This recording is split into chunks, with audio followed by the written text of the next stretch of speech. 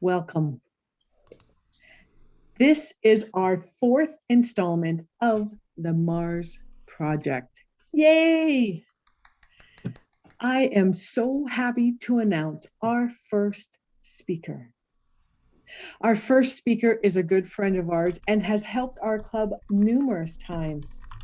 I would love to welcome the new Club Growth Director for District 101, Abhijit Joshi. Thank you so much, Carol, for this opportunity to come here and give a presentation. I really appreciate that.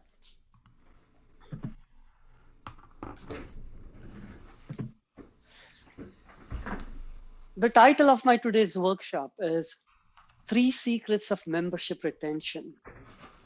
I'm going to share some of my experiences from my club coaching, as well as from my experience as an area director. This is going to be an interactive session, so ask me any questions.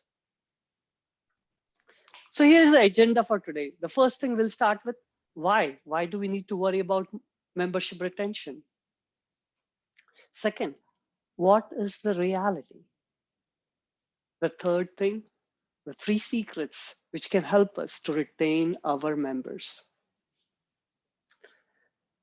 My first question to you is, why do we need to worry about membership retention? Janet, any answers from you?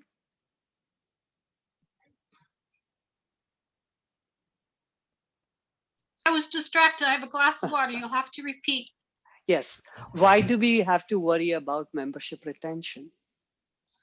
If our club gets too small, then covering all the roles becomes too difficult and it's not sustainable.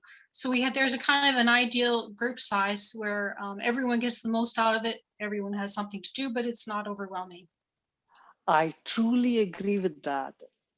If we have a decent size of members, it prevents burnout. The first thing is, if the size is very small, the energy in the club is very low. I'll give you an example. Like when I started going to Cisco last June, there are only 4 or 5 members coming, and then we would decide, okay, who is going to do what roles? So it was very tough to have a very productive meeting. And after the meeting, it didn't feel like, oh, I want to be a part of that club. The second thing I've noticed is in another club, like San Jose Toastmasters, where we have a lot of people, like 17, 18, or 20 people coming to our meetings. And there is that social motivation, like we inspire each other. If my mentor, suppose Dennis is giving a speech, I get inspired to give a speech. So the social motivation is also there when the numbers are large. And as Janet said, if the numbers are large, it prevents burnout.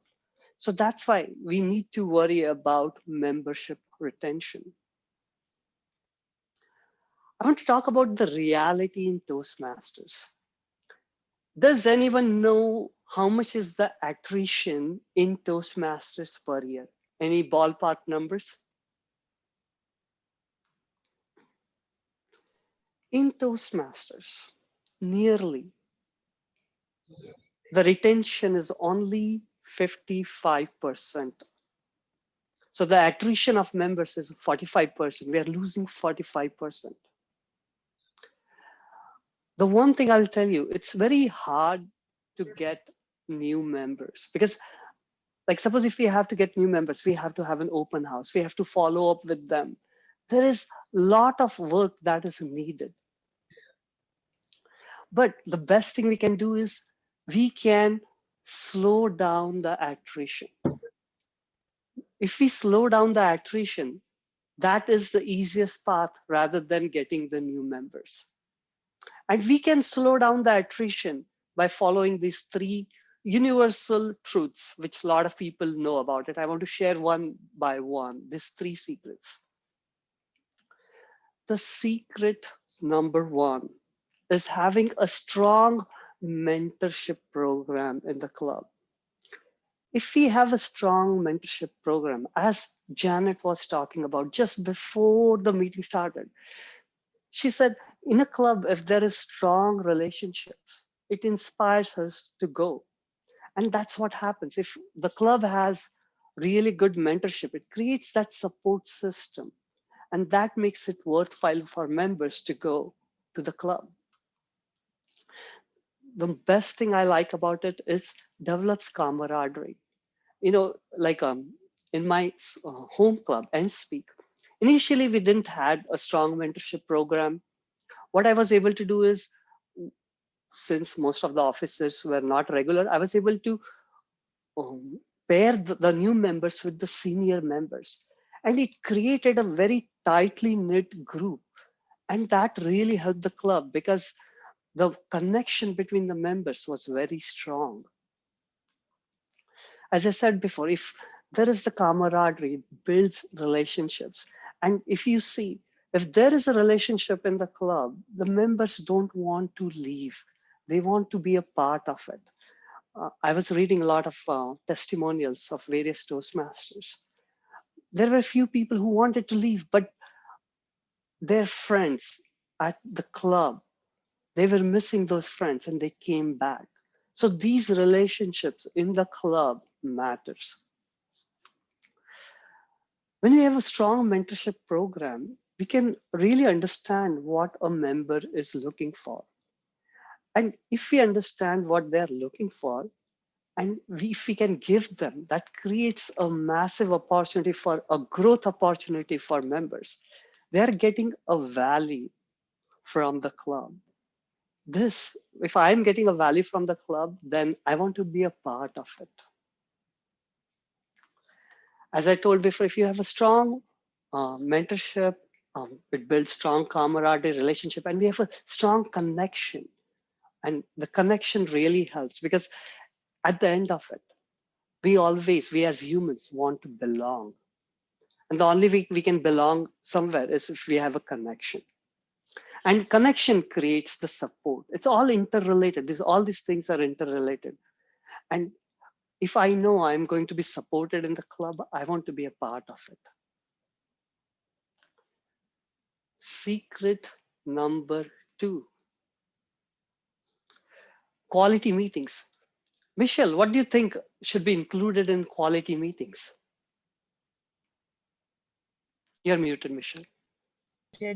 I think it's really important that everyone in the meeting gets a chance to talk, like table topics and any way so that everybody feels that they're participating, and that way they can see their growth, even if they don't have a major role. Very true, very true. The participation matters. Craig, anything from you? What is required in a quality meetings?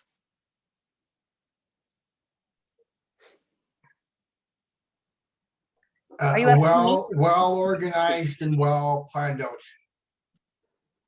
Well organized, very true. The meetings should be well organized, because if they're organized, it makes it easier for, like, suppose if I'm a guest or if I'm a member, I know we are having something organized and makes it fun. Jamal, anything for you for quality meetings? Yeah, for a quality meeting, it'll be good if the members follow the Toastmasters pathways, and if there are prepared speeches and evaluation and table topics. Very, very true. The first thing is, like, we need to have those quality prepared speeches, because when we bring in a quality prepared speeches, I found myself, I get inspired by hearing that speech. Like, I'll give you an example. This morning, I was at a club, and speak club, and there was this lady, Fonda, talking about her first bus journey. And the way she delivered that speech, I will never forget that. She was an inspiration. The conclusion from that speech will stay with me forever.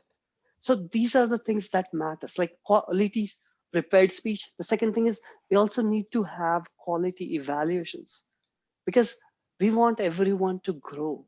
And if we have those quality evaluations and not following the Toastmasters trope, then we can help each and every member grow and achieve their next level.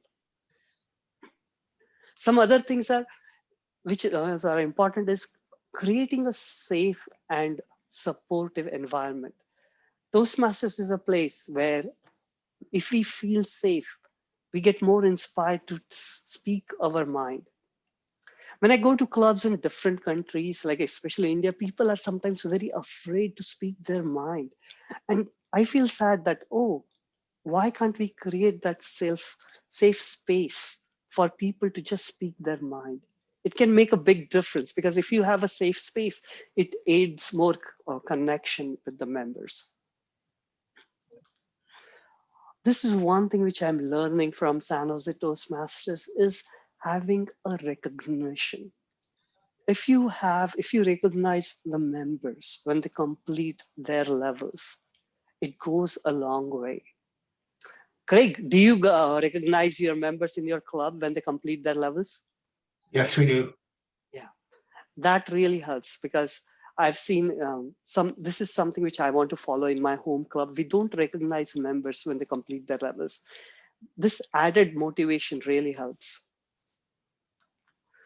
Another big thing is if you can have quality workshops, and where people get a chance to learn from people around the world, that makes the difference. Because sometimes if we stay in just our four walls of the club and there is no outside influence, then we think that our club is the ocean.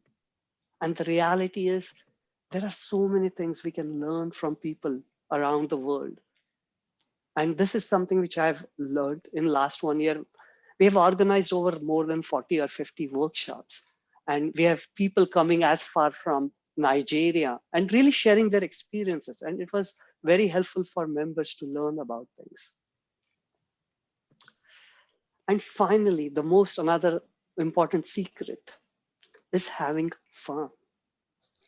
What are the various ways you guys have fun in the meeting? Anyone?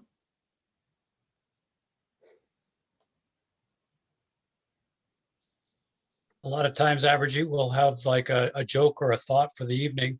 Yes. And also before the meetings, we always encourage everyone to come on a half hour before and get to know each other. The social hour really helps. Opening the doors earlier and having that social hour really helps. Here are some more things you can do to spice up your meeting. Have you guys heard of PowerPoint karaoke? I'll give you an example. What we do is we have a slide deck of 50 slides. And we ask someone to do a table topics for 1 to 2 minutes. The goal is they have to continue the story. And they will have 3-4 random slides. And it's so hilarious how they continued the story, because you don't know what the next slide is going to be. That makes a difference. It makes it a lot of fun.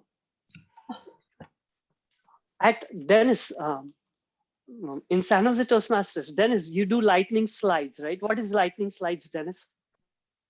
Lightning slides are 10 slides. Each is shown for 30 seconds, and they have the name of a club member at the top of the slide. When your name comes up, you have to talk about whatever the image is for 30 seconds. We also cheat and have the name of the next person down in the lower right corner, so you're not caught totally by surprise, but you don't know what you're going to talk about until the slide comes up. That's another good way to add fun. I almost always try to say something ridiculous about whatever picture is shown, but that's just me. And Dennis always wants to do the lightning slides because it adds that fun element to the meetings. Another ways of having fun is having improv games. Have you ever tried improv games in your table topics? Anyone? I can share some different improv games like String of Pearls, where you start with a story and you have the first sentence and the last sentence of the story. And then you have people coming in the middle to complete the story. It is a fun game. There are few more games. Like you can also do a scene building improv game where two people are there. You give them a topic, anything. You give them a color as a topic, blue, and they build a scene. And the goal is to say yes and to your partner. So you can have various different improv games to spice up your meetings. Has anyone heard of reverse? Yes, go ahead, Mishra. Sorry, Abhijit. One of our members, we had a little Zoom party for our last meeting, and one of our members adapted the game Taboo. So she would give someone a word that they had to get someone to guess, but then there were several taboo words. So if the word was flower girl, then you couldn't say wedding, you couldn't say white, you couldn't say flowers, but you had to get someone to guess that she was talking about a flower girl. And it was a lot of fun. Perfect. Yeah. Taboo and code names. These are fun games to have in the Zoom environment, and you can have more people. So thank you for sharing that, Michelle. Has anyone done any reverse meetings in their club? Craig, how was the experience doing that? It was a lot of fun. The good part about it is it forced everybody to listen, because we had to like start off with the general evaluator, work backwards. Yeah. Timer said Joe Blow spoke for 2 minutes and 30 seconds. So table topic, you have to make sure you're pretty close to 2 minutes and 30 seconds. And if the evaluator said, Jane, your speech, I like the way you danced, force the speaker to dance. Things like that. Very true, Craig. You know, in reverse meeting, as you said, we have to really listen, because sometimes the evaluator said, oh, I took too many pauses. Then I have to make sure when I'm speaking, I have to have those 2 pauses in my speech. It makes it fun. Some other ways to make it fun is having themed meetings. Like this morning, I went to a club in India and they were having backgrounds, different backgrounds. And the things is you have to talk about your backgrounds. There was a club in Brazil, they were having a cap themed meetings that everyone is wearing a cap and they have to talk about their cap. Once in one of the clubs I saw, they were having meetings about flags, and they were talking about different flags around the world. So you can have any kind of themed meetings. And in this picture, you can see people are having a Halloween themed meeting. And finally, annual gatherings. You know, we are in COVID, but now restrictions are being opened. So it's good to meet in person. Like tomorrow, one of my clubs, Cisco Speaks, is going to meet in person.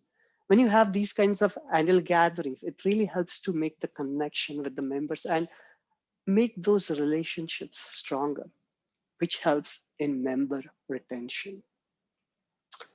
Any questions?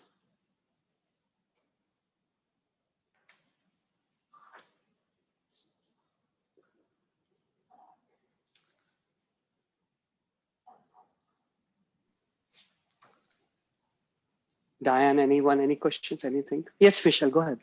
I was wondering, we have in our club a fair number of members who leave for really valid reason, like, you know, someone's had a baby and they're, you know, occupied, or someone had to do, you know, COVID, they didn't have a job, so they had to take a course, and then their life straightens out. And some of the people I've mentored, I try to reach out to them and they sound positive, but do you have any tips for trying to regather those past members who love Toastmasters, but maybe they get busy? And I mean, if we don't remind them, they might forget about us, but they possibly may come back.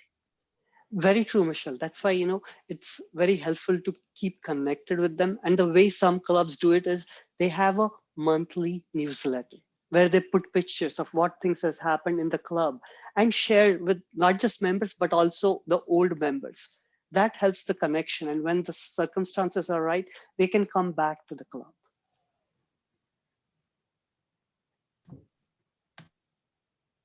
I have a question. Yes, Sharon. So I visited a club today and they're not following pathways. They're having fun, but it's just they're not following pathways. So I was just wondering, I'm not sure about member retention, but members do come and go, but they definitely see that it's just impromptu 1 hour. So I was wondering what do you suggest?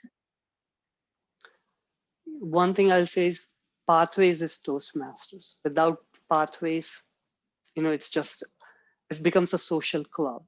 So if they don't want pathways, they should not be a part of Toastmasters. Dennis, you have any better answer than that? Yeah, yes, we'll steal some of the thunder out of my presentation later. But the problem is, if you don't have pathways, or in the past, the legacy manuals, if you're just coming in and giving speeches, then you're giving speeches without any criteria, and the evaluation suffers. The speeches aren't as good because you're not trying to stretch outside your comfort zone. You're just doing what you already know how to do again and again. And while it can be fun and a pleasant social experience, it doesn't give people growth. So after they've given 2, 3 speeches, they say, well, I must have graduated from Toastmasters. I already know how to get up and do what everybody else in the room is able to do. And they miss out on the most fundamental truth about Toastmasters, is that we are all here to continue to learn and grow, both as speakers and as leaders. If you're not following the Pathways program, you don't get that growth and people drift away. Thank you so much, Dennis. Any other questions, anyone? I now return control to Carol. Carol, it's all you. Thank you, Abhijit. What a wonderful segment. Next, I am so happy to see back here on the Mars virtual stage is Danielle Lacey. Danielle first started off on Mars One, telling us all about Facebook, on how we can promote and bring people in, whether it's your Toastmaster group, your organization, your club, or your workspace. What we're doing right now is learning the next step. Let's hear from Danielle. Please welcome Danielle Lacey. Hello, everybody. Hi. First thing I just want to ask is, can you please raise your hand if you do not have an Instagram account as of this moment? Okay, great. So here's what we're going to do. I need you to take out your phones. I need you to go into your web browsers. And I need you to search for Instagram. INSTAGRAM.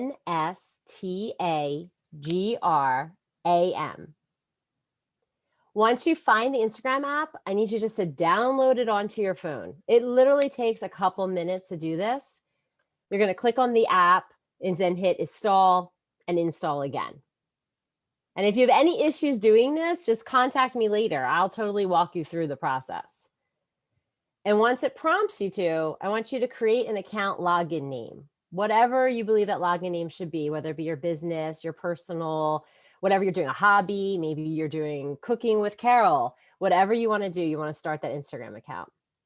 Now, for those of you who are already on Instagram, I want you to take out your phone and I want you to sign into your account and search for author Danielle Lacey and follow me.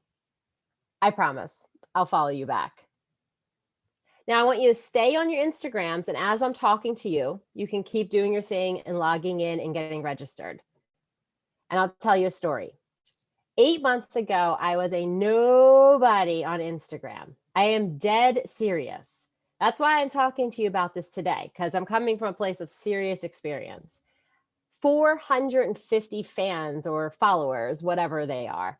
Then I was told, in order to get picked up as an author by an agent, you need to have a following on social media. I do have a following on social media. My Facebook is fine. I'm over 40 years old. I'm good to go. But my Instagram account, whole nother world. I have kids. They're great at Instagram. So the first thing I had to do was start to get more followers. Well, all you have to do is ask and followers will come, right? Don't believe me? I probably just gained 10 by you guys just now. Truly, I wish that getting followers were this easy. I do, but it's not. You can ask and you're supposed to ask. And the number one thing that I'm going to give to you advice-wise that you need to do is you need to ask for people to follow you. You're going to write it on your business cards. You're going to put it on your websites. You're going to, when you're talking at the bar, you're going to say, follow me on Instagram, Bob. You want people to follow you. And now, after you told your friends, your family, your business associates, strangers to follow you, and they did. For me, that was 450 people. And then my account froze and I never ever gained another person. But I didn't care at the time because I was just getting on it because people kept saying to me, you need to be on Instagram. Instagram's the best. You'll love Instagram. And the truth was, I didn't have time for Instagram. I really barely have time for Facebook. And I'm sorry, Twitter and LinkedIn, I have to learn them later on. So now what? Today, we're going to be talking about getting followers on Instagram. How do we get your account to stand out and draw in these new followers? That's number one. All right. We're going to talk about making your posts engaging. We're going to look at other people's posts. That's number two for you guys. You have to make your posts engaging. And I learned this the hard way too. It was a very slow process. I mastered Facebook and then I had to master Instagram. The next thing is how to interact with other people on Instagram. And we're going to go all through that. This is truly what is needed to grow. So let's talk about why are you getting on Instagram and what is the content you want to share? Can somebody talk to me? I want to hear from somebody. Why are you getting on Instagram and what is it you want to share? Let me help you. I post pictures of pancakes. Okay. And how many followers do you have? Very few. Okay, great. So what have you done to try to get more followers? Well, if my husband likes my pancakes, I call that a success. Okay, so you're witty. I'm not in there for a few, but it's not for a whole bunch of followers. And I do put hashtags. Putting Pancake Sunday or some of the ingredients down will pick me up, pistachio lovers or whatever I happen kind of. Yeah, great. I'm glad you talked about hashtags because we're going to get into that later because hashtags is like one tiny little quarter of how you can get followers. And I think what happens is people go onto it and I'm going to show you my account and how like when I started, what it looked like and what it looks like now and my hashtags and how everything changes. But the hashtags are not all that can get you the followers. That's where that engaging, you have to engage with the other people. And we're going to talk about that. I'm going to come back to you during this because we can see how where pancakes, muffins, cooks, bakers, things like that, those are the people that if you really wanted to grow what you're doing, you would start following and you would start engaging with. Somebody else. Diane. My Instagram account mirrors a bit of my Facebook account, but is directed specifically for a younger demographic who actually look at Instagram at a different time than Facebook. Okay, yeah, then that's totally the reason why you would be doing that, right? How many followers do you have? Oh, about 500. Right. That is a normal number, friends. 400 to 600 is the normal. I haven't tried to grow my Instagram account. So absolutely, you're right where I was. I had 450 friends, family, so how do you break that ceiling is where our problem always lies. So we're going to talk about that. I'm going to take you in right now. Give me 5 seconds of sharing time. And I'm going to take you to my friend, Kate Eckman, okay? I want you to look at her followers and gasp. Everybody, gasp away. 43.4 thousand followers, right? So I call it Kate Eckman and I say, wow, Kate Eckman, how are you an author? You've been on TV, you've done all this stuff, but how do you have that many followers? And I'm going to give you some of the secrets. I want you to look at her Instagram page and I want you to think about yours as you're looking at this, whether it's speaking, an author, whatever you're doing. When you look, let's just glance straight down. You're already connecting with Kate. You know what she looks like. You see that she's a happy person. You see that she has all these numerous quotes everywhere. These are all her quotes. So if you don't have this many quotes, that's okay. You can share quotes from other people. Like I share quotes from Stephen King all the time or from V.C. Andrews or things that other authors have said because on my account, and I'm going to show you how to do this, I have a lot of authors that follow. She's an author. She's an inspirational speaker. As an inspirational speaker, she's inspiring you with all of her different, sorry, I just clicked on one. You inspire people who will never tell, show, or even acknowledge you. Trust me, this is in Kate Eckman's book. I read her book, it's in her book. And now by showing that, she then talks about the point, talks about her book, and she's selling her book, gaining more followers, and people are sharing her stuff. Let's look at another person. Can you see She Just Loves Books? Perfect. 12.4 thousand followers. I've spoken with her. She's organic 100%. She has not promoted. She has not done anything other than post really cool images of books in different places. Different look, totally different look than the last one you're at. This is where the pancakes come in. Posting tons of awesome pictures of different types of pancakes. And you're tagging the right people and you're sending it to other people. This is exactly what she did. Every author I know follows her because they want their book to be up here. She's giving quality to authors. And I do believe that if you give her enough money, I think it's like $50, she'll like do a post about you and she'll go on Amazon, which I'm not really into, but that people are making money doing that every day. The next one I'm going to show you is a coach. I bet you a bunch of you are life coaches, career coaches, coach. 11,000 followers. Now, love her.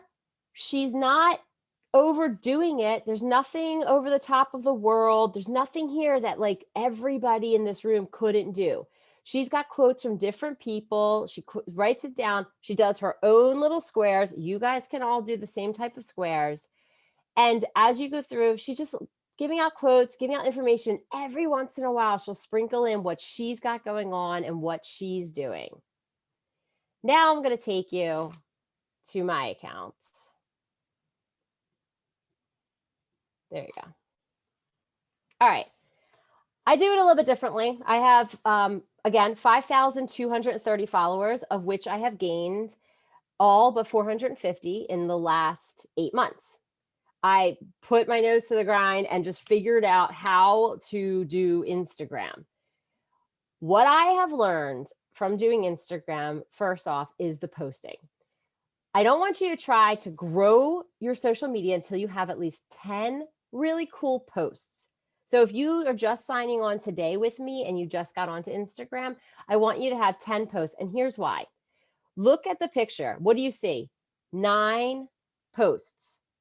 When you follow me, if I look and you have 2 posts, I think you're a troll. I'm not going to follow you back because you have 2 posts, which means you're not invested. You're following me just to get a follow back. And now I have a problem and I don't want to be your friend because you're going to leave.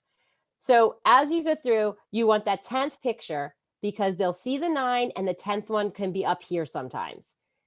That's why 10's perfect. So that's your first goal. You get your 10 pictures up. Once you do that, and now let's kind of go into what you're going to talk about in your pictures, right? So I'm all over the place. There are people who every single post is in the same colors, same schemes. I don't do that. As you see, I don't do that. I grew my Instagram without doing that. I did try to do that. So let's go down and see when I get in the mood to do that and how I take over. Okay, so hold on one second. Going down. Okay, so every once in a while I get in the mood to make it look like a really awesome color-coordinated Instagram account. Here it is. I get the same exact amount of hits on these items as I would just a normal random post. So I started to realize that even if I color coordinated it, it looks good. It looks really cool when you pull it up, but it wasn't growing my Instagram account because it wasn't about what the Instagram account looked like as far as post to post. It's about what are you actually sharing? What are you giving of a value to these people that they're going to say, not only do I want to follow you, but I want to engage with you. I want to talk to you. So I just posted the other day, my dad went into the hospital. It was like a traumatizing week for me. After he was okay and settled, I made a post about him. 115 likes. Now I only have 5,000 fans. And when you look at Kate Eckman, she has, 42,000 fans, and she'll get around 300 likes on a post.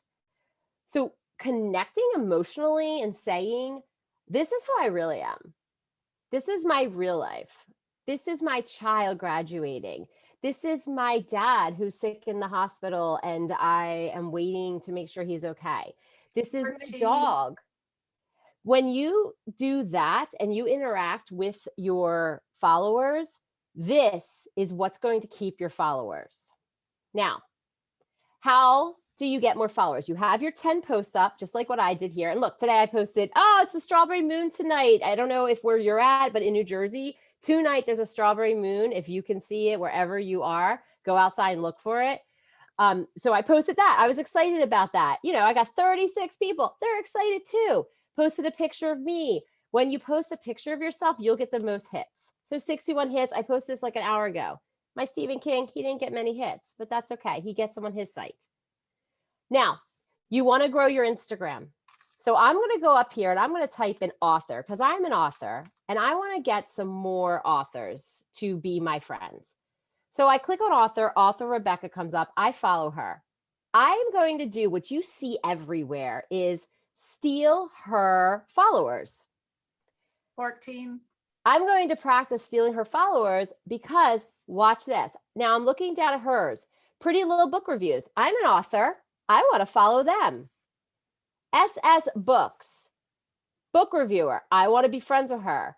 Writer. I want to be friends with them. More books. I'm friending. Going through. Maria writes. I want to be friends with her. Jenna writes. I want to be friends with them. Words. Definitely want to be friends with them. You know why? Authors buy other authors' books. I have bought like 25 books since I've been on here to do favors for other authors. So you click on these within 5 minutes on my account. So let's look. I'm already getting followed by you guys and you'll watch this change. So now I'm gonna follow you back. Thank you.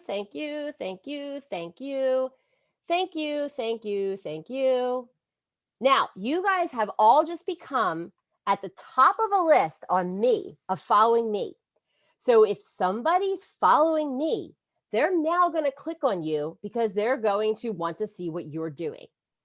And this is how in 8 months, I went from 450 to over 5,000 fans. Second thing I did is I interact. I'll go to my followers and I'll go onto the site. See, we need to fix that, right? No post yet. I'm looking, I'm like, I normally wouldn't follow you, but because you followed me, I will, but you might just abandon me, but that's okay. So I'm going to move over to Melanie and I see, oh my gosh, what an awesome picture. Oh my gosh, look, that's awesome. And then I would write something. Love the short hair, right? Now, anybody else who has posted on here is going to see that post and now they're going to friend me. In order to be able to grow your Instagram, you have to engage with others, you have to interact with them, and you have to start clicking on followers. I promise you, this is the best and easiest advice I can give you to make it start to grow. So 3 things: engage, follow, and ask. You need to ask people to follow you. And again, you'll start to grow. I put it on Facebook all the time. Don't forget to follow my page. Don't forget to follow my page. I'm going to stop the share. Another thing, when you are posting, I want you to make sure that your posts are engaging. So on Monday, put something funny every week. On Tuesday, a photo of yourself. On Wednesday, a salesy post. You don't want to be too salesy throughout this. On Thursday, a question post. Ask a question. When you ask a question, it forces people to interact with you. So when you say, like today, I said, I was talking about wearing this shirt, you know, we're all a little mad. Who's a little mad? I had 17 people respond. I'm a little mad. That interaction puts you up higher in the Instagram. So now you're being seen more. When you use the sites where you just have it filter in from those sites, you don't get seen as much on Instagram and you don't get flooded to as much. But when you do it yourself and you're constantly posting new material and new information, that's when your Instagram will start to grow. So engage, interact, follow. Are there any questions? I know this is so much information at once. Any questions? Because I can help you right now with your own accounts. You just have to ask the question.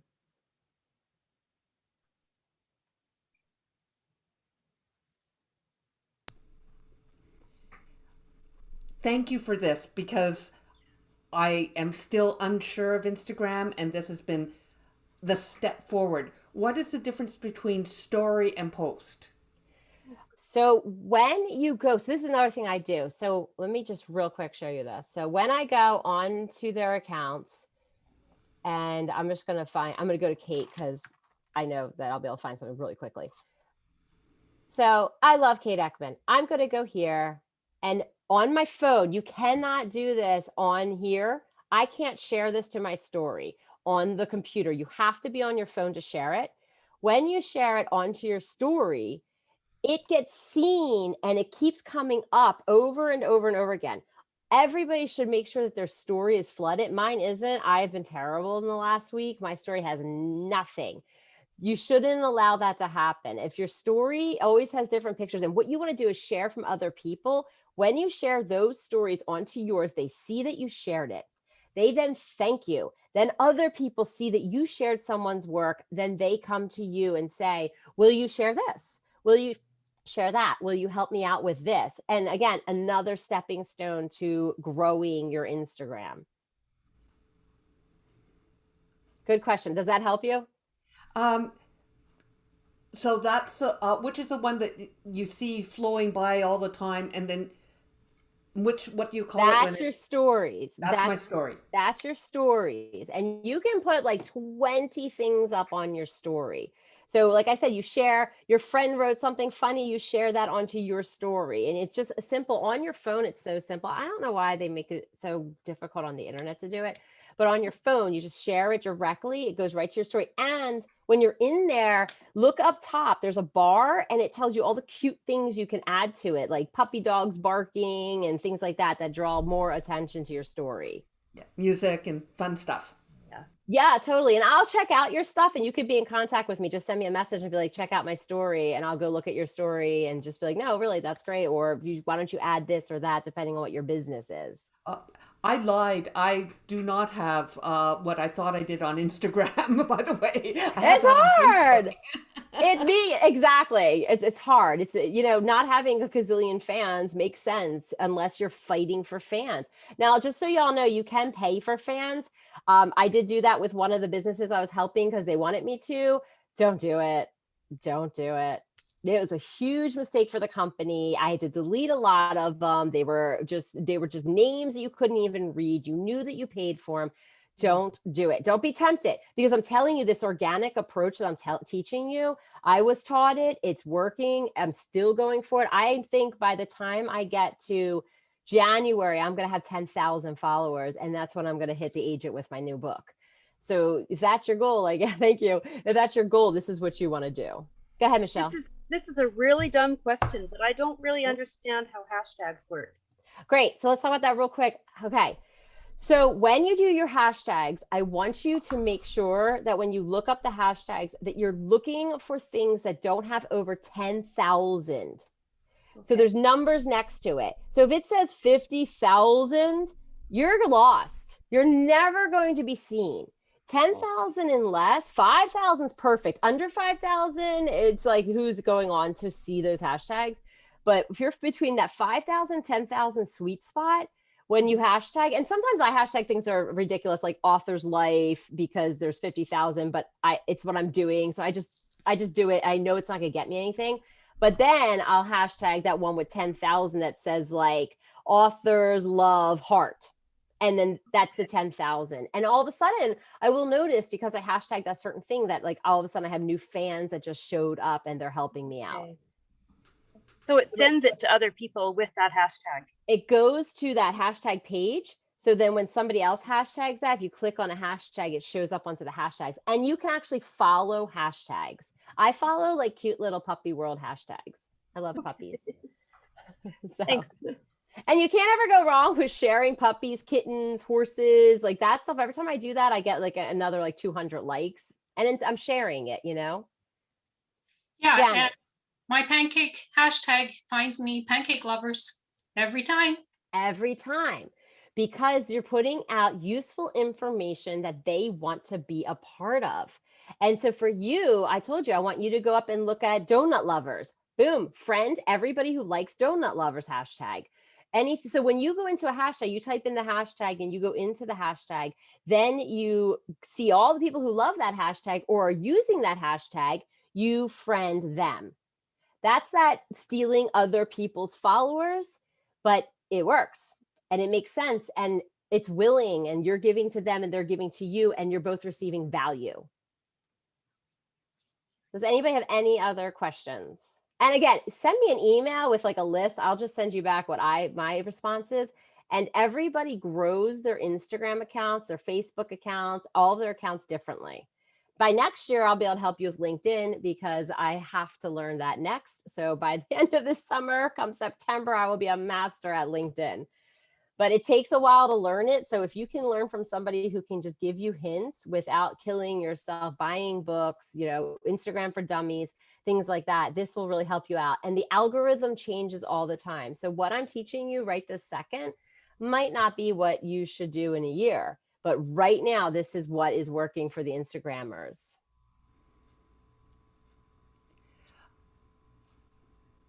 Any other questions? Yes. More of a statement. We did a roundtable and found out which social media our members were paying attention to.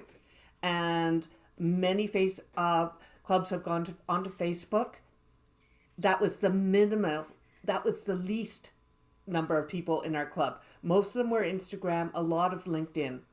So ton of LinkedIn traffic.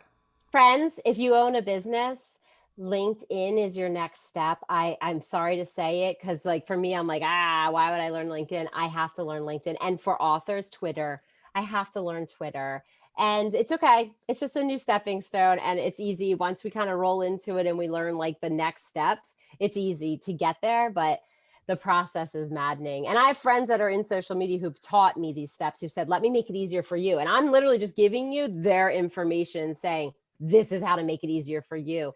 And if it works, I want you to high five me in the air because it worked for me. And I called my friends and was like, oh, okay, I went from this to this in 8 months. I mean, that's a huge leap, thousands of people. And I know you can do the same because I'm walking living proof. And steal my stuff. Feel free if you share whatever. Steal from other people. Share their stuff. Take a picture of it and then write a thing on it and say, this is so-and-so's. This came from Michelle St. Louis. This came from Carol Ashton, because now you're promoting them too. And people like seeing their work moving. They really do. Do I have time for any more questions? No? Thank you, Margaret. Thank you so much, Danielle. We're going to go off into a breakout section. Is that a question from you, Alan? No, that was a high five for Daniel. Oh. Wonderful. We're just going to go off into our breakout rooms. Breakout rooms is you want to talk about if there's any issues or problem that's happening in your club and maybe we can help sort it out. Or if you're having good success or what's working at your club, take that time to meet other group members and work with them. Our speakers will be jumping in and out of the breakout rooms. If you have any questions for them, please let them know. I'll be opening the rooms right away. Just press the join button. Welcome everybody back from our breakout sessions. Our next presenter will be Dennis Dawson.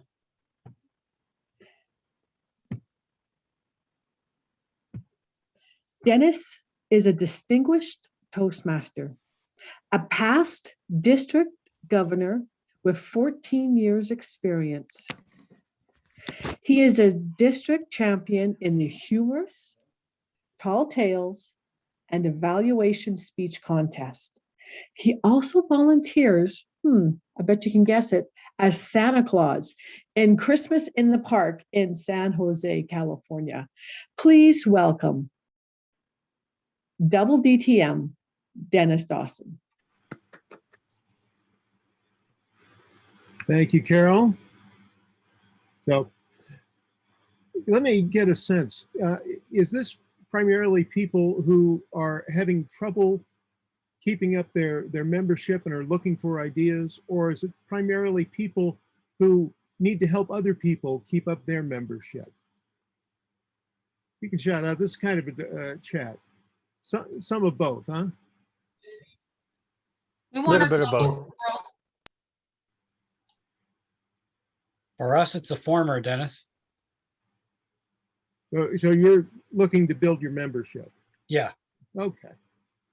And have you tried everything? We're just looking for new ideas, I guess. Well, it's funny because I often talk to people and they say, well, you know, we've tried to get membership, but doggone it, it's just so hard. We've done everything that we can do and just can't seem to build that membership. And then people start talking about the Distinguished Club Program and the Club Success Plan. And oh, here comes the area director asking all these questions. And it's just more statistical, busy work and bull feathers from Toastmasters. Am I right? Am I right? No, I'm wrong. I'm wrong. No. What I find time and again is that we haven't actually tried everything. And my little talk here is back to basics. I have a little tool here I want to share with everybody. And I know that we're not all Toastmasters, but this is something you can definitely adapt to any organization. So I'm going to post a link in chat to this little troubleshooting document that area directors use. I'm going to share my screen. I'll just kind of walk through this. So this is the Club Coach Troubleshooting Guide. As a club coach, when you go visit a club and you know that they're having some sort of challenges, you just bring out this sheet and you walk through it. It's really important to try not to be defensive. And it's nice because we're in this environment here today. So you don't have to defend yourself at all. But I'd like everybody to comment anything that comes up to you, positive things or negative things that you've observed, and just walk through these questions. The first one is probably the most crucial question. Do the members of your club really want your club to succeed? If this is your church organization, a business, is everybody really invested in the success of this organization? Now, you know that I have been a past district governor. That was in 2010. I had a meteoric rise in Toastmasters where I skipped area director, went directly to division director. I skipped club growth director, went immediately to program quality director. I had these gaps just because there was a power vacuum and I needed to go in there and fill these roles.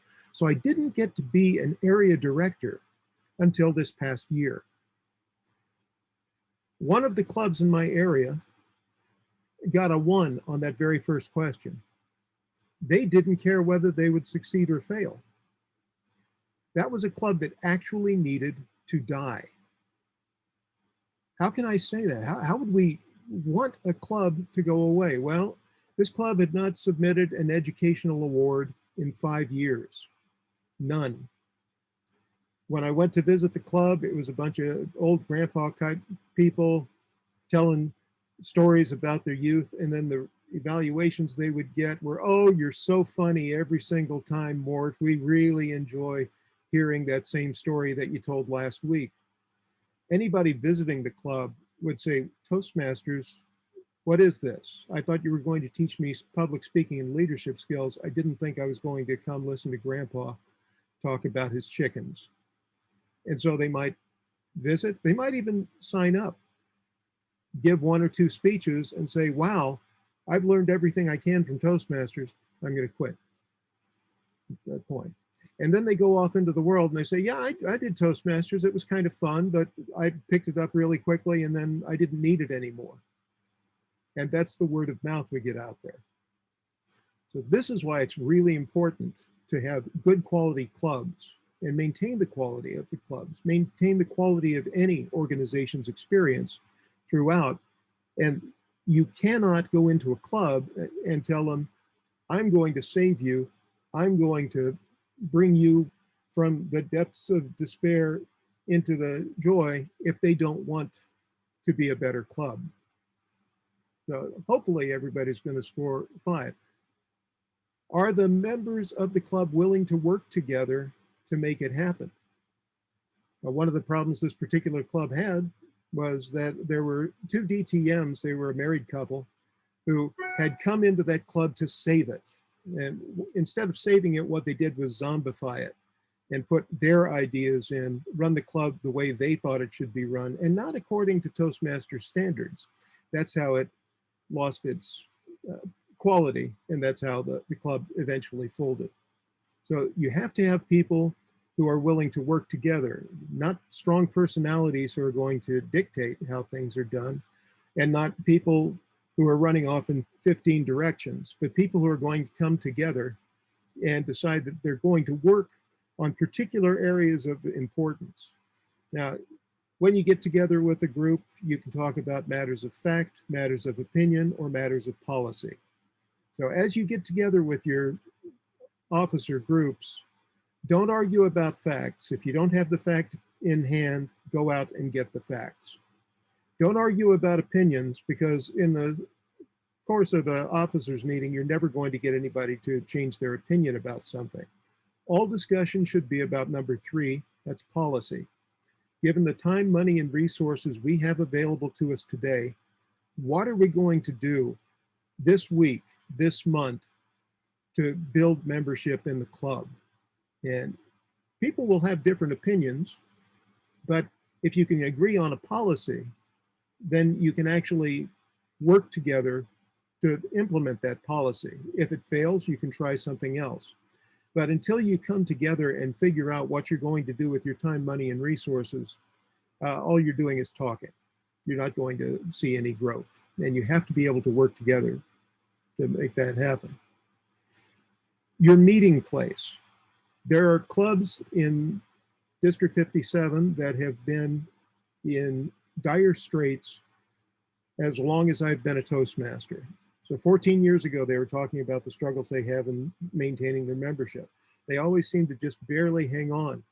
Well, it turns out that their location in one case is in a retirement home, at least 7 minutes off of any major freeway. So in order to get to the meeting, people would have to travel half an hour or so from their place of business, get to the meeting, and then they have to go back another half hour of travel. So it's no wonder that they have trouble bringing in new members and maintaining them in a location like that.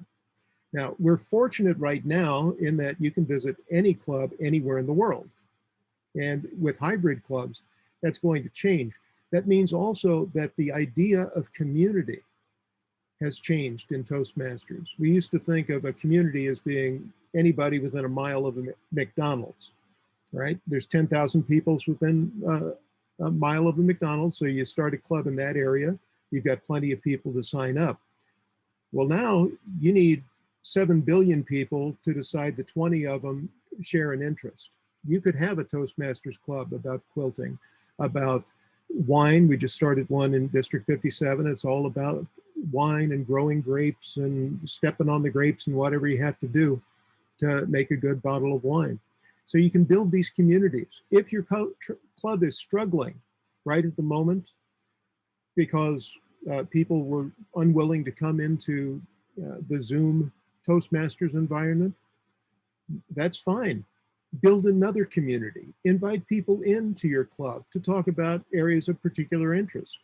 And you can replace, in effect, the membership with a new membership that forms a new community in that case. And that's a great way to build back your people. Are the meetings fun and dynamic? Interesting question. Always remember, if it ain't fun, it ain't Toastmasters. And it seems like that would be kind of a obvious statement, just a little trope. But many times you'll go into clubs and they're run very rigidly and they start on time and they end on time, but they're really dull experiences. There's one particular club, and I don't want to pick on anybody here, that has the tradition of always having a business meeting run by parliamentary procedure in the middle of the Toastmasters meeting. If you go and look at the Toastmasters website, they don't recommend that you do that. Well, I don't recommend it either, because when I visit that club, there is a 20-minute snooze built into their club, where it's great to learn parliamentary procedure, don't get me wrong, but it's not something you need to do on a weekly basis at your Toastmasters club. So it's important that everybody get together. You start on time, you end on time, and in between, you have a great deal of fun, so that people are saying to themselves, I really need to get this project done. I should stay at my desk, but I just can't miss my Toastmasters club meeting this week. Now, do you use the Pathways program? Now, as I said earlier, I was stealing a little bit of my thunder.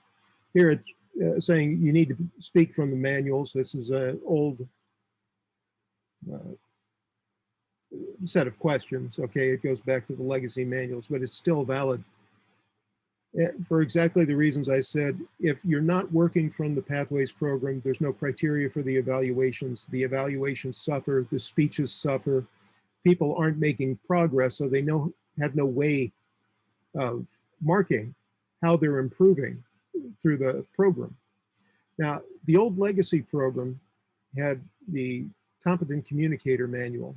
It had 10 lessons. If you've got 20 people in your club and your club meets once a week, you have 2 speakers per week. That means you're going to be able to get through 5 speeches per person per year, in effect. That meant that before you could get your first educational accomplishment in Toastmasters, it was common for people to be in the organization for 2 years. Now, if you wanted to go faster than that, you certainly could. And I got my CC in 6 months. I earned my first Distinguished Toastmaster Award in 3 years. I rather quickly moved through the program. I didn't rush through the program. I was able to move quickly because I was just having a lot of Toastmasters fun. That's all there is to it. Now in the Pathways program, the way they have it set up, you give 4 speeches, you complete that first level, and you get your first pin, your first flag, your first recognition of educational accomplishment. That is an intentional change in the Toastmasters organization. They have made it easier to become a distinguished Toastmaster. Not easy, not a walk in the park, but it is easier than it used to be. And it's something you can accomplish in 2 years at Toastmasters. If you want to maintain people's interest, then having them work the program is extremely important so that they can feel that progression as they go and pass it on to others. It also improves the meetings in that as you get into level 3 and 4, you've got these longer form speeches and very specific goals of those speeches. They make the meeting so much more interesting. Now, I know when you're starting out, you've got a lot of icebreakers to get through, a lot of those first evaluation speeches, etc. So it's important to get through them as quickly as possible and move people along. Do your evaluations build self-esteem and offer positive direction for improvement? This is where most clubs fail, and it's not because your evaluations are too critical. It's not because your evaluations are demoralizing. It's because we use what we call, there's a term for it. What it is you give lots of positive reinforcement, but you don't give people direct confrontation about areas of improvement. And so when someone gets up there and says, oh, you were so funny, you were so engaging, I enjoyed you very much, thank you for your speech, and they sit down, they feel good about themselves, but they haven't learned anything that they use to improve their speeches. And as a result, they become confident, they go out into the world and they speak, and they are awful. And that's not what we want for our people. We want them to grow in Toastmasters and have the ability to learn. And so whitewash evaluations are the number one thing that will kill a club. Nothing will kill you faster because no one is going to grow. And you have to be the person who has the courage to get up and lovingly and courageously tell people ways that they can improve. It's particularly difficult when you're dealing with somebody for whom English is not their first language, because very often they'll have certain speech patterns, they'll have pronunciation issues, and you don't want to talk about that because you don't want to hurt their feelings or what have you. And yet, when you talk with people for whom English isn't their first language, they'll tell you they would love to have lots of good feedback on how they can improve their pronunciation and grammar. So you see, we've been talking about some very basic things here, and I've shared the link. You can look at these other items. Go back to your clubs, sit down with your officers, and go through this checklist for yourselves and see how many of these areas you actually could do much better at. And use these basics as the way to begin to build back your organization. Okay. Thank you, Carol.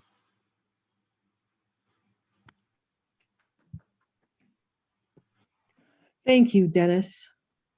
And looking at that checklist, it's not only something that you can use for Toastmasters, that you can transfer some of that information to your club. Thank you, I really appreciate that. Our next speaker is Mark Hain. Mark is a 9-year member of Toastmasters. I'm sure you might see on his screen a book hidden in the background called Lights, Camera, Action. He's a charter member and president of GoPro Speakers, an advanced Toastmasters group, and he's also a member of the Canadian Association of Professional Speakers and a certified virtual presenter. There he is. He's just, oh, I see the book too. I'd like to welcome Mark Hain. I was recently told that we have 7 seconds to get people's attention.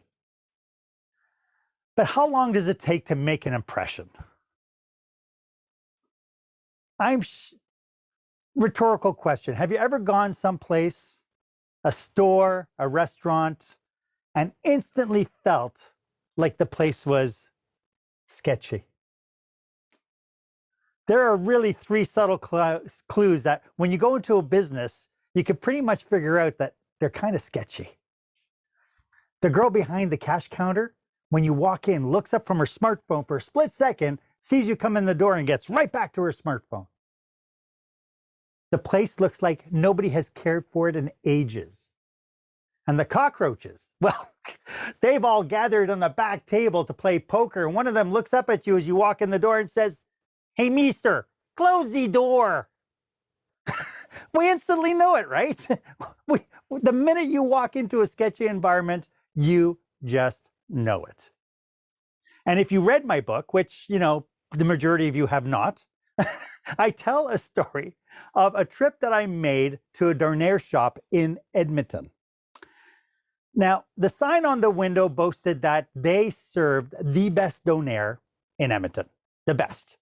And I thought, wow, good for them. That's quite an accomplishment to serve the best donaire in Edmonton. It kind of reminded me a little bit of a scene from Elf.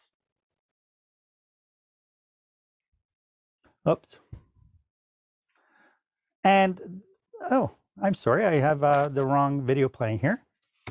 Hold on half a second, I apologize. There we go. So there we go.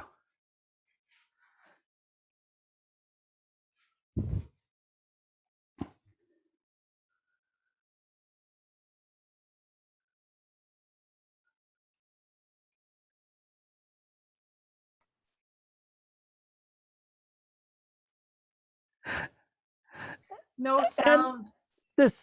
No sound? Oh, I'm sorry about that.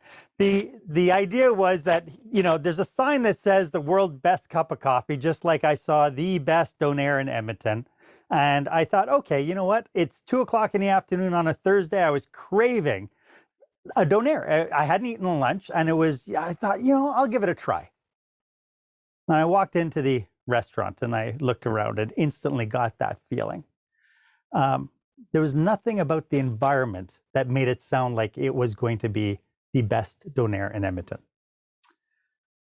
I looked at the whole room. It's just a big square room that you could walk in, and it's set up almost like a shopping mall. It had a long counter. It had a big sign over the cash that said, "Order here." I'm looking at the menu board and I'm seeing that there's dust bunnies on the top. And thinking, ooh. As the bell rang on the door, a lady came out from what I perceived to be the kitchen. I'm not quite sure. But she's got like a dirty t-shirt on. She's wearing an apron. She speaks with a foreign language and, right away says, "What do you want?" Anyway, I looked around and looking at the ceiling, and I don't know if you've seen this, and some of the business air conditioning and the heating comes in and it blows stuff all over the black vents. And then I'm hearing this constant hum, and I look over and there's a Coke cooler. It's a double door Coke cooler that is haphazardly stocked with cans and bottles of different products. Right next to it is a stack of different cases of pop. And it looks like some kind of sugary version of Jenga. It looks like if anybody was to pull anything from that, it would come toppling down. Now, I know what you're thinking. You're thinking, Mark, my friend, don't make eye contact. Slowly turn and walk out. But I had a craving. And here's the thing. If you saw my last Mars presentation that I did a couple of months ago, you know that people go through a journey with you as a customer, as an employee, and even as a member.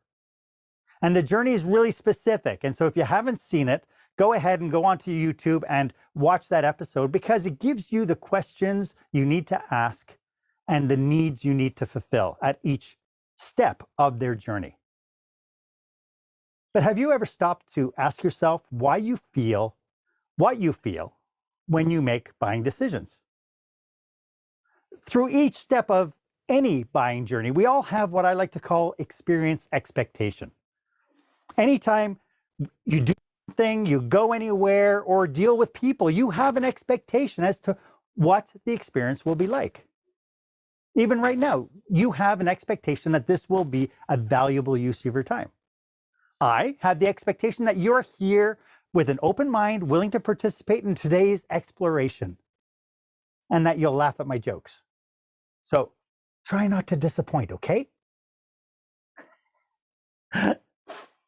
Every day, with every experience, we have an expectation as to the outcome. Whatever you step into, whether that's your very first Toastmaster meeting, whether it is you're an avid Toastmaster and you go into another club meeting for the very first time, you all have an expectation of what that's going to look like and what the outcome is going to be. We even have an expectation of how we will get to that outcome. When we go shopping, when we go into stores, when we talk to service personnel, whatever it is, we have an idea of how the outcome will happen.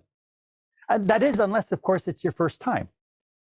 I mean, do you remember your first time? It could have been mid-afternoon, right after school, or even more intimidating, in the darkness of night. You felt uncertain and you had so many questions. You were so new at this, and you didn't even know where to put your hands or where to look. You went slowly just to make sure you were doing things right. You didn't want the person that you were with thinking that you were inept. You felt quite vulnerable, and you just thought, why is this so scary?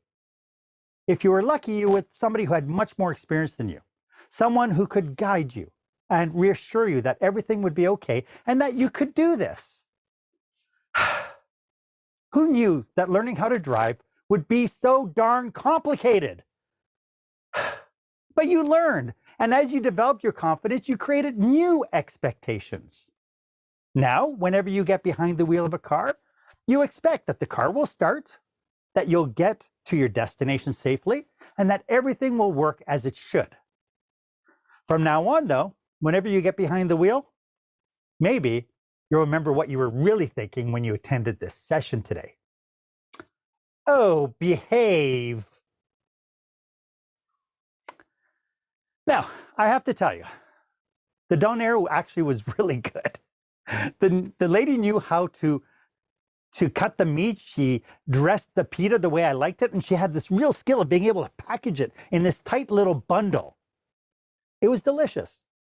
So what was missing? Well, what was missing was I had bigger or different experience expectations. There was an incongruency between how the place looked, the service I received, and the quality of the product. When you attract a customer to your business for the very first time, or a guest to your club, are there any incongruities? Are there anything that feels off that makes people want to go, I'm not quite sure about this? So I'd like to share 3 key components to make sure that you exceed the expectations whenever someone comes across you and your brand and your business and your club. First off, I have to tell you, everything that we talk about today has to be rooted in, very first thing has to be rooted in trust. Trust is the paramount part of everything that we do. We trust that when we go in, that people are going to be trustworthy with us and we with them. So as a foundation, we need the trust. But to ever exceed expectations, we have to build and deliver that trust first. And then the first component to exceeding our members' expectation, though, is delivering on the very basics of their expectations. That includes, in my case, going into the donair shop, my expectation is that things would be clean. I mean, luckily, we have food inspectors and that sort of thing, and they get rated and they get, they get inspected. So even though there were things that bothered me about the location, I knew that the food and the premises had been certified, even though it might not be 100% up to par. We expect friendliness and we expect service. The expectations could also include things like safety, respect, understanding, and acceptance. So how many times have we heard about this evening? Right? After that, we get to add on our performance. If you get your brake fixed on your car, your basic needs are one thing. But when someone is working on something as important as our brakes, we have to know that they performed their duty. They fixed our brakes. What are the consequences if they didn't do their job properly? Some of the performance criteria could be things like efficiency. How well did they put it all together? How well did they do this? How well did they make it all work? How did they bring it all together? Service delivery or delivery in, if you're dealing with a restaurant. I mean, now Uber and all the delivery services, right? You're dealing with 2 companies. Timeliness and attitudes all fall under this idea of performance. The big thing, though, is we bridge the 2 together. And if we can bridge expectations and performance, we're doing really, really well. We should then have a really satisfied member or customer popping in.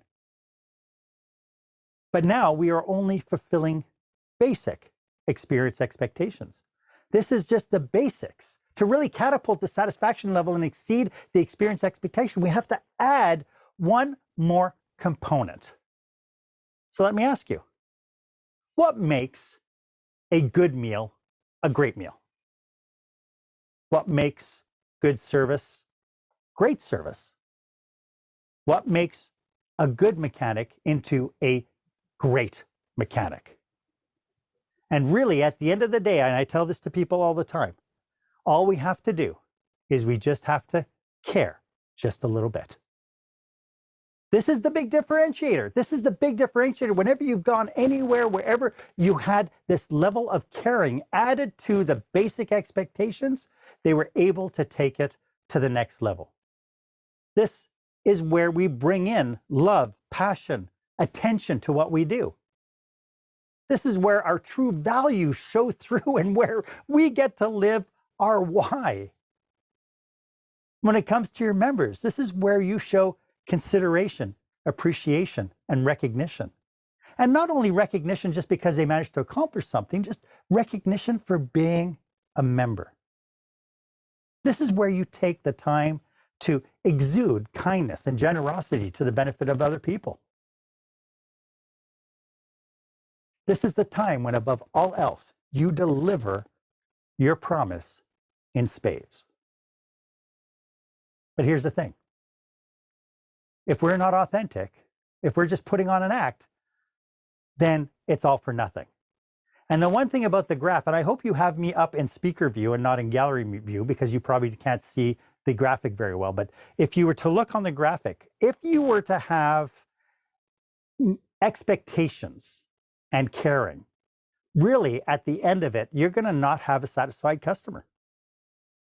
If you have performance and caring, but you haven't met their expectations, you're not going to have a satisfied member. It's only when we bring the three together is when we actually can exceed the experience expectation. It's that sweet spot right in the middle. And as I was mentioning, if we are inauthentic in how we put it together, if we just pretend that this is what we do, people will see right through it. If we just convince people to join our clubs because we're giving them a bill of good by, what we say should get people in the doors, but then we don't deliver on them, then we're going to get fried. That's when people are going to quit.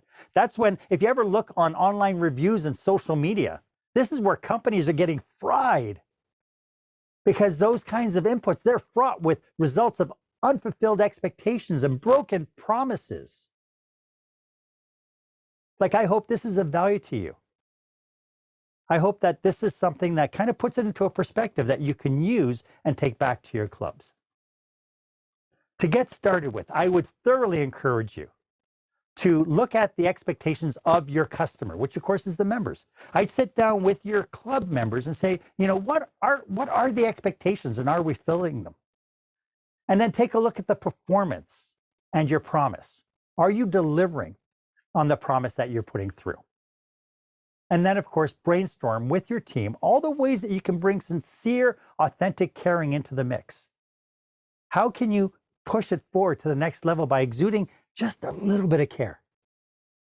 And to get you started, for those of you who have businesses, if you're interested, I do have a customer touch point assessment. Let's try that again. Customer touch point assessment that you can download. The assessment is on my website, and it is just on the very home page, and you can download it. And what it does is it gives you a checklist of things to look at, how to look at your business from the perspective of a customer coming into it for the very first time. And it gives you the ability to put binoculars on and see very fine-tuned things in your business that your customers would see, that because you've been in the forest for so long, you yourself don't use. So it is a tool to help you look at your business through the eyes of the customers. Now, my offer to you is that I can be of service to you. My contact information is going to be in the chat window. Feel free to reach out. Here, let me put it in the chat window right now. This is how easy it is. Let's go into chat window with my contact information. Everything I have. This is everything I have. And right there is in the chat window. Feel free to copy and paste it. You have access to my YouTube channel. If you like this kind of content, every week I do go live with a subject matter expert talking about ways that businesses can attract, retain, and engage their customers, as well as how you can run your business. So feel free to go ahead and follow me on YouTube. And of course, follow me on Instagram. What the heck? I'm there. The reality is there's a difference between meeting and exceeding the one thing we all share, which is our experience expectation. Going into a situation, understanding that we all have an expectation on how we're going to get out of that. And that with a little bit of care, we can not only differentiate ourselves among our competition, but we can also service our members the best way possible. My name is Mark Hain. I hope you stay safe, stay healthy, and dare to be the exception. Thank you, Mark. Mark will be leading the question and answer period instead of having a second breakout. It was suggested that we have a question and answer period. We have Dennis and Danielle and Mark able to answer these questions. I have a question here. Yes. It says, how do we bring individuals back, whether they were a member or left, and have decided not to continue? Should we still help them and bring them back, or should we just let them go? Like finding out what they wanted, their expectations, or should we just let it go? Well, as somebody mentioned earlier, everybody leaves for a reason. Sometimes people leave because they moved. I mean, Alberta has seen back in 2015 when I was the PR manager. It was a year that was really much in flux with oil and gas as 2016 came rolling around, and because of it, we saw a lot of people getting laid off and moved over. COVID is no different. I've had people who quit because they can't afford it. They have to watch their pennies and their dimes. You know, in that regard, people have, again, expectations. You kind of look at, once you start talking to them, you'll find out, why did they leave? Is it because they feel they no longer need it? Is it what Dennis had alluded to before, that some people get to a certain part in the path and they think, okay, I'm done. I've gone from here, I've got here, I've got all the things I need now. I can be the best man at the I was gonna say the best man at the funeral. How awkward. You can be the best man at the wedding. You could do your presentation. You know, we have the ability to figure out what it is that they wanted, because what's missing is they don't understand what they'll get from this point on. That's why they quit. So really, it's pick up the phone, call your ex-members and have a heart-to-heart with them. What is it that, and if they say, I just wasn't happy, what was your expectation? Where did we fall down? How did we not support you, and so on? And then by having those really open and honest conversations, again, foundation is always going to be trust. If you have a low trust environment where you lost the person and then you pick them up and you say, hey, I want to talk to you, they're just not going to give you the honest answers. Well, I had a different approach. Oops, sorry. Go ahead, Danielle, and then we'll go to Dennis. So mine's real quick. I had a different approach. What I did when I became the PR manager is I sent every member that had ever been in the club at any point a handwritten letter. And in the handwritten letter, I talked about like, hi, we miss you at the club. We have new government. This is what we're doing now. Like, come out, join us, come see us again, come back. And like 50% of them were sent back to me with wrong address. These people had moved flat out, they're gone. And I was like, oh, that's why. So that's an approach you can take. And it's like a simple, easy, quick approach too. Oh, but so very important. I was going to say a handwritten note. And the reason for that is that when you ask people, why are you quitting the club?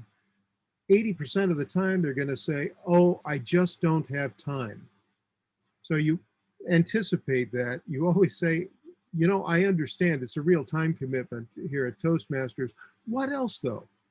And it's that second thing they tell you that's usually what the issue is. And very often it boils down to, I didn't think anyone cared whether I came to the meeting or not. So when you write a handwritten note to somebody, that really shows you care. In San Jose Toastmasters, when I was the secretary last year, I sent a very simple birthday card to everyone on their birthday that year. I used Toastmasters stationery, and happy birthday to you.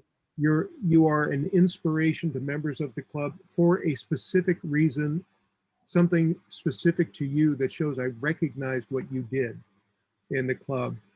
I look forward to many years of Toastmasters enjoyment with you, Dennis Dawson. You send that off, bing, bang, boom. And one person cared enough to do that. And very often you'll see people come back to the club, but it has to be a personal connection. Just have everybody in the club make a personal connection with everybody who left, and they'll all come back. Thank you. And I know that there are a few people that are trying to figure out how they can actually apply this for their church group, which is the same way, is finding that connection on where they left. Another question that came up was, Mentor seems to be a dirty word in my club. How do I tell a member that it's good to guide members through their project?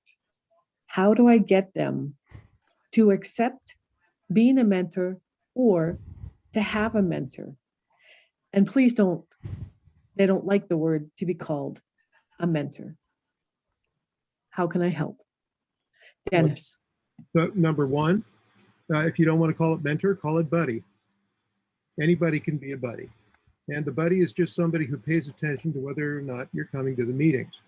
Now, it used to be that the mentor, well, you get some old guy with a beard, and I'm going to tell this youngster how to do the Toastmasters, and I will be the mentor and you will be the mentee. Well, let's insert Zoom and Instagram and social media and everything. And the fact is, brand new members coming in can be great mentors to old people like me who are challenged electronically. I'm not actually personally, I'm in the computer biz, but a lot of people are, and they're reluctant to get into the social media, etc. So don't think of a mentor as always being a one-way relationship. I always tell the story when I was a kid, my German Shepherd was getting old, and my parents were afraid she was going to die. So they went out and got a puppy. Well, as soon as you bring a puppy into the house, the older dog said, well, I got to show you where to poop, and starts getting a little more energetic, starts playing with the puppy. And before we know it, our old dog lived another 4 years. So Toastmasters, other organizations, they're full of old dogs who need a puppy. And so just match them up.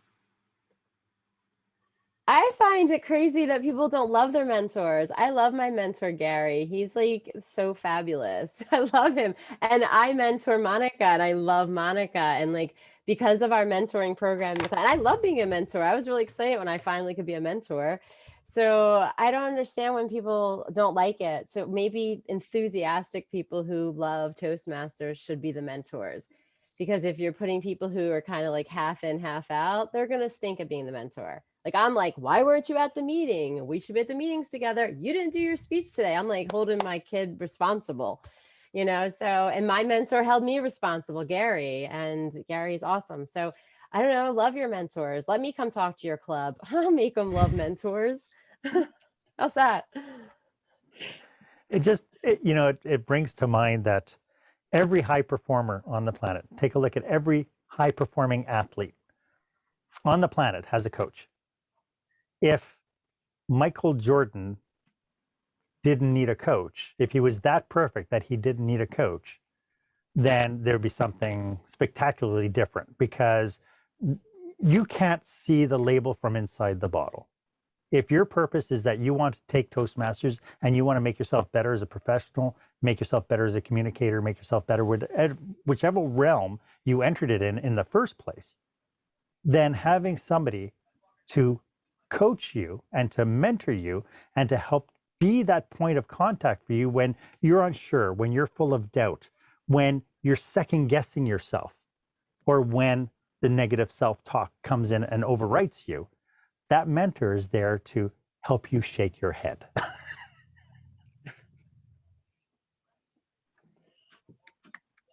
Thank you. Before I go to the next question, is there any questions from the floor?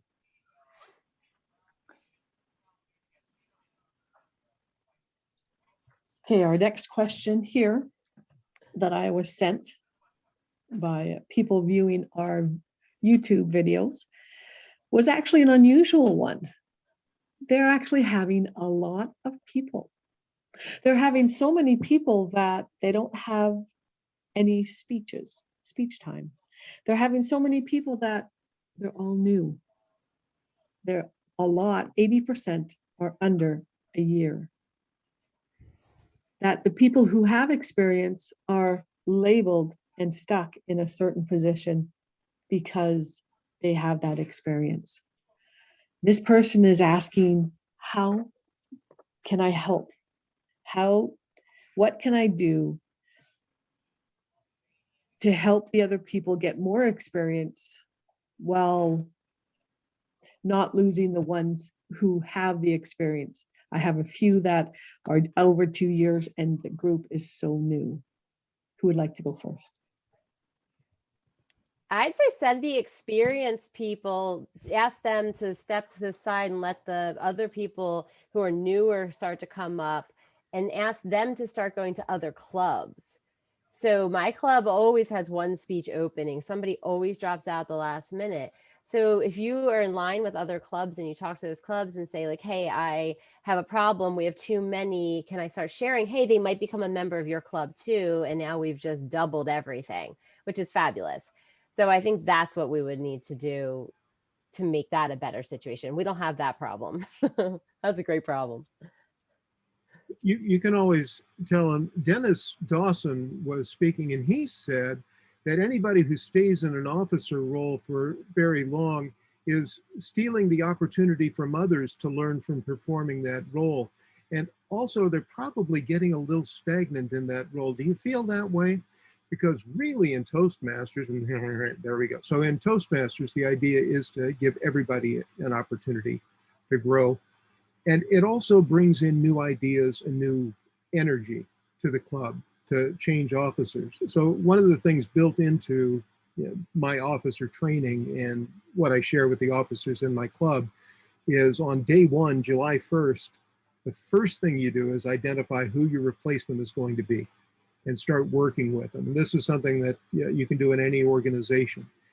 Let that person do something useful that helps you with your role. Delegate with an open heart so that they get to try it on their own. And when they succeed at it, you say, wow, that was great. You know, you could really be my replacement in this role. And you work with them over the course of the year, and then it's a natural transition. But if you wait until April or May, when we change the officers in June, you start looking around, well, you're not going to be able to catch anybody who wants to do it at that point. You have to work with them all year. So just make it part of the role to nurture the next person in the role. If you have that many people who need to do speeches, create some special events once a month. Have a Super Saturday where you're going to bring people in and do it as a special event. It's like, if nothing will attract people to your club meetings when you advertise that you're doing a Super Saturday where you're going to have 6 speeches being done with evaluations, what a great place to start inviting other people to come to an event rather than just a meeting. And I think if that's the challenge, if the challenge is that people are frustrated because they're not getting speech time, this is a great way to do it. And then, as Danielle mentioned, contact your division director and say, hey, this is the problem that we have. Could you please let me know if there are any clubs who need speakers? And see if you can keep people underemployed. I doubt it. I think the people will get booked so quickly in it, and it provides, by speaking to another club, it provides that extra level of discomfort that Toastmasters is famous for when you first join, that thing that pushes you to learn faster and quicker and deeper because you're working uncomfortable with a new group that maybe you've never talked to. Another question. If I start marketing the club, what happens if they see the club how I see it? That means that my club is not really approachable and they cannot learn from it. So I'm almost embarrassed by our club. Should I work on the club first, or should I start to market for new members? I mean, I'm just saying you should probably go find a better club. It's like, that would be my advice, honestly, because if my club didn't have the energy it had, oh my gosh, the people it has in it, we have got some funny people in our club. It's just such a fabulous club of people. They're just great. If it wasn't like that, I probably would be like, I'm not doing Toastmasters anymore. I probably would have given up. But I also would then know that there's like 4 other Toastmasters in the district around me, and I'd find another one and I'd go there and I would check that out for a while and see if I feel like that's a better fit for me. So I don't know if I would promote a Toastmasters that I personally would feel as bad as myself, but somebody just wrote in here, go get a club coach maybe. Yeah, that's genius. Like totally. That's what they're for. Let's get a club coach in there. But on a personal level, if I didn't know about a club coach, which I didn't know until I was 2 years into Toastmasters, you know, you don't know that. Then you're like, I'm just going to quit because my club sucks. So you want to make sure that that's not happening. And if it is to you, get out. You can't change it. That's my opinion.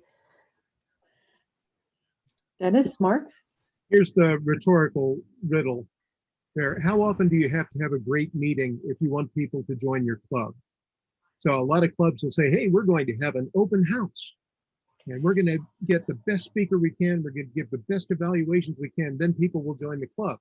They join the club and the next week you have the worst speaker in the world with a horrible evaluation. And people say, what did I just sign up for? So the answer to the riddle is you have to have a great meeting every week. And that's what you have to get your club to commit to. Is, gee, nobody's signing up for speeches. Well, officers, we're all going to make a pact. We will fill those speaking slots for the next 6 months if no one else will. Try that. And what you're going to find is that eventually the people in the club will have seen a whole bunch of people doing their Pathways projects and say, I want to do that too. I didn't know we were going to have this kind of energy. This is great. Suddenly you've taken that club and turned it around. Again, tap into your area director and your division director. Let them know that this is the challenge and see if there's other people willing to come into your club to do the speeches, if that's what's lacking. Again, you know, my presentation was all about this idea of you're creating expectations by marketing to people, but you don't have the performance.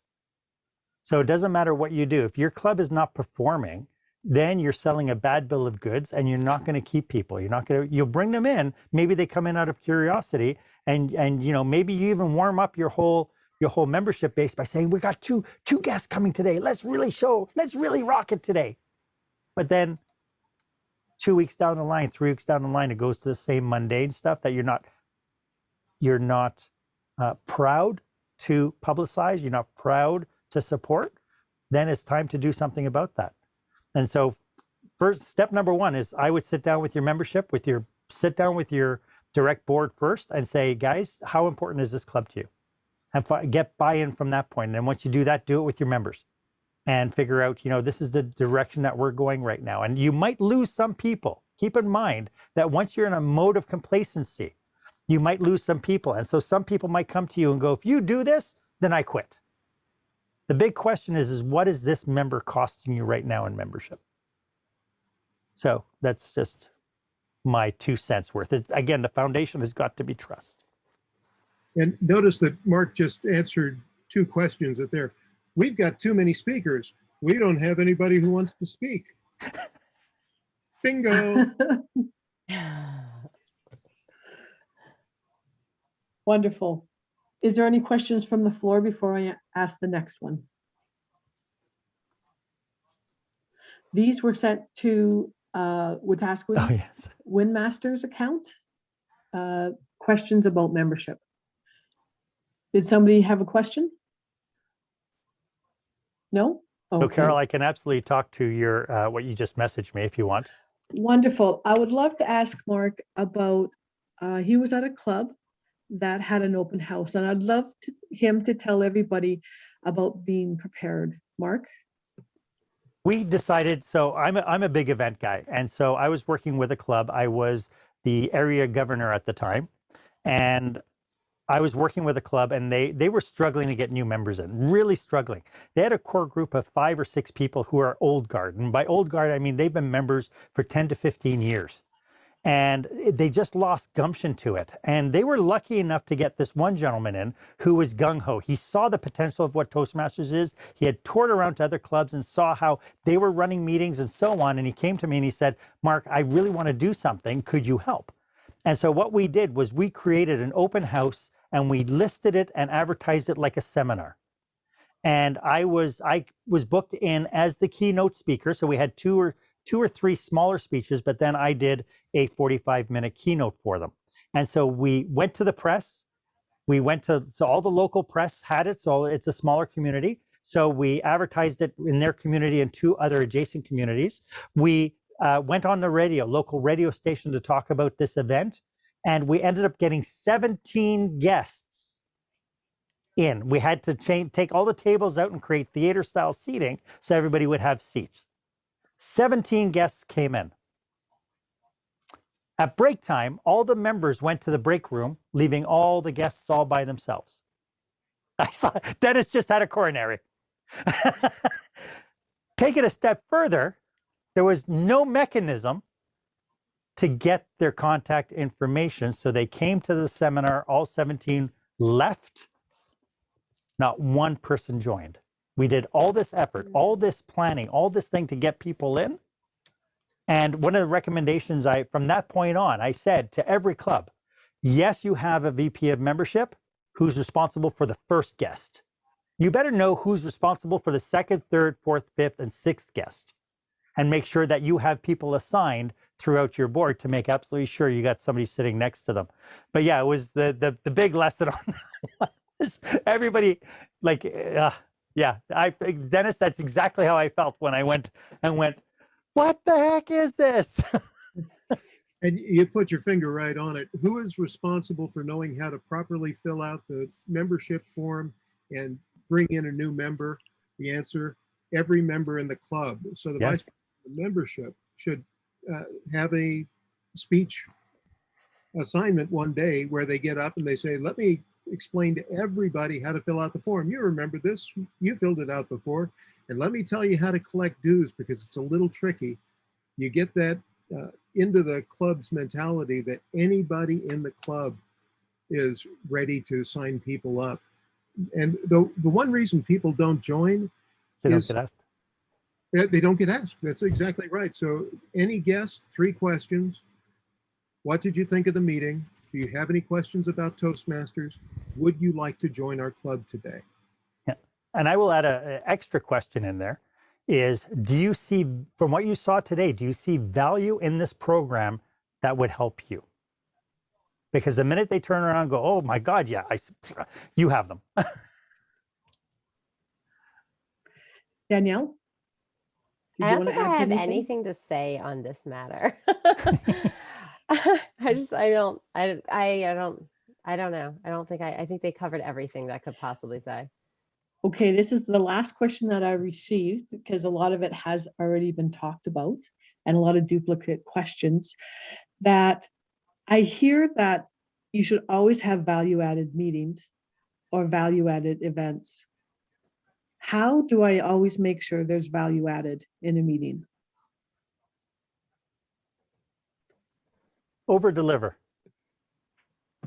Everybody comes in with an expectation. Over deliver.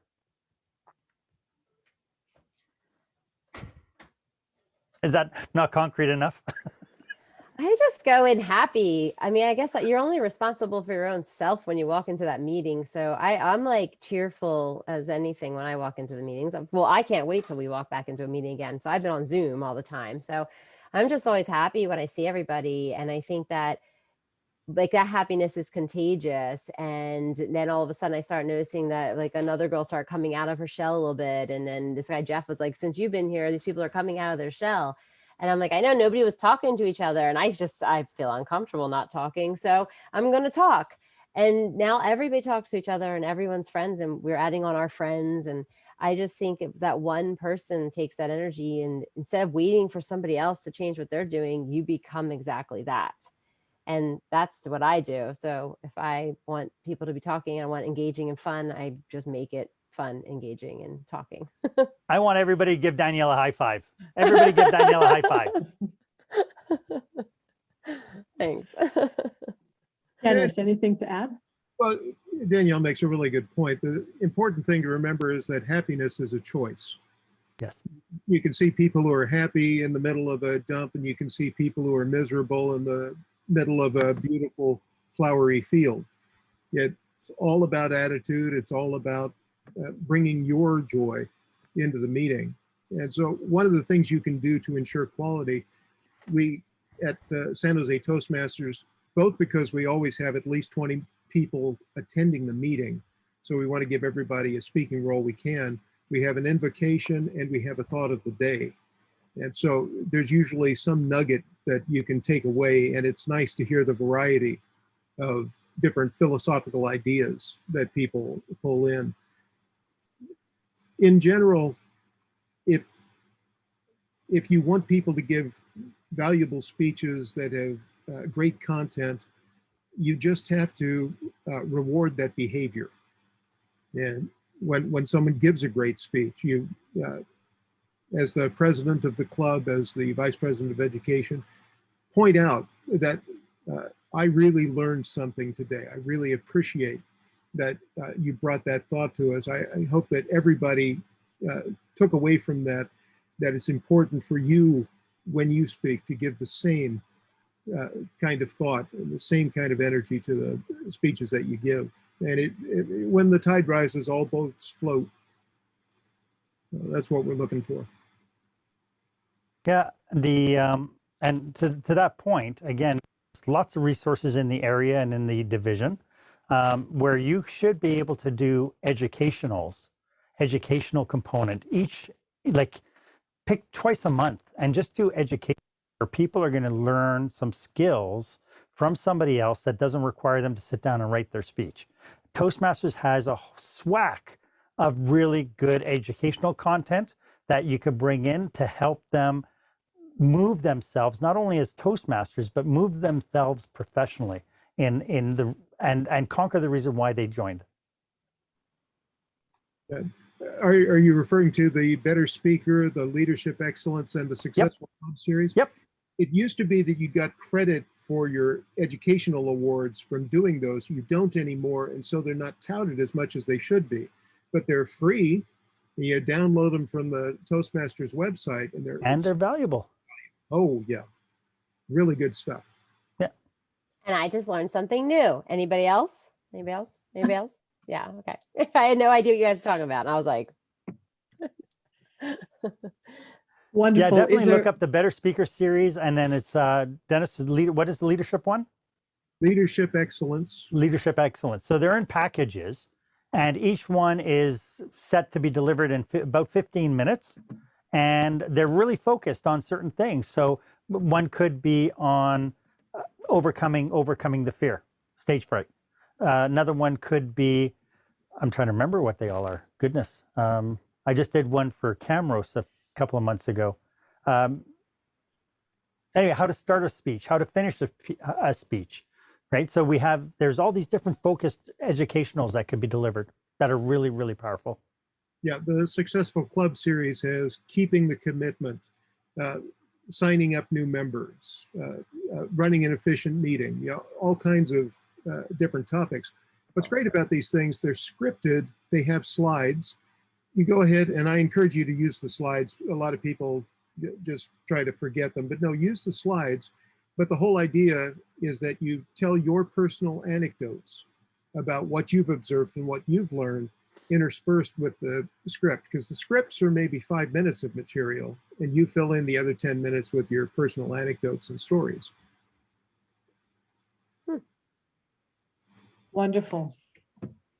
I just looked it up. The Better Speaker series has 9 educationals. I didn't even know it existed. Mark did one, but I didn't know where he got all his information. This explains Mark. We all need to be reading this, guys. Excellent. Any other questions from the floor? I appreciate everybody who sent in their emails to us from YouTube, wanting the panel or the speakers to answer some questions that they're having difficulties with their club. I hope we answered all the questions. If there's no more questions from the floor, I think we can officially say this meeting is over, and I would like to give a warm thank you to Mark, Danielle, Dennis, and Abhijit. Thank you so much.